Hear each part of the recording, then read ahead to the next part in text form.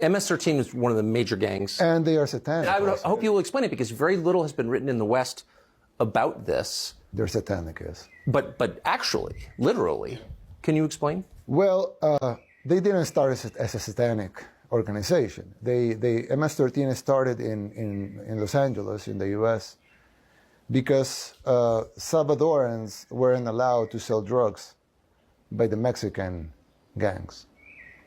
So they created a gang that was called the 18th Street Gang, because they basically wanted to sell drugs in a street that was 18th Street over there. But then division started they started dividing themselves and started infighting. So they created the MS-13. And then MS-13 started outgrowing the other gangs, and they started exporting the organization to other parts of the U.S.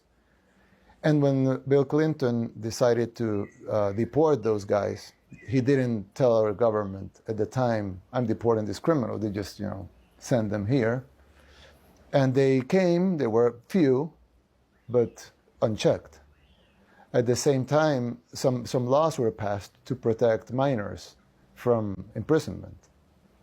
And of course, the gangs used that to recruit 15-year-olds, 16-year-olds, 17-year-olds. So at the beginning it was, some youth causing harm, assaulting, trying to control their territory, selling drugs, things that are bad, but probably not critical. But they grew, and they started controlling territories. A few years later, they were actually a huge international criminal organization that they have bases in Italy, Guatemala, Honduras, El Salvador, the U.S. Basically, a lot of major cities in the U.S. will have strongholds of. Right outside Washington, D.C. Yes, of course. And you have in Long Island and yes. In L.A. It's a huge criminal international organization. So they grew, and they started, killing more people just to get territory, or to fight against rival gangs, or to collect debts or money or whatever. But as the organization grew, they became satanic. They started doing satanic rituals. I don't know exactly when that started, but it was well documented. Yes.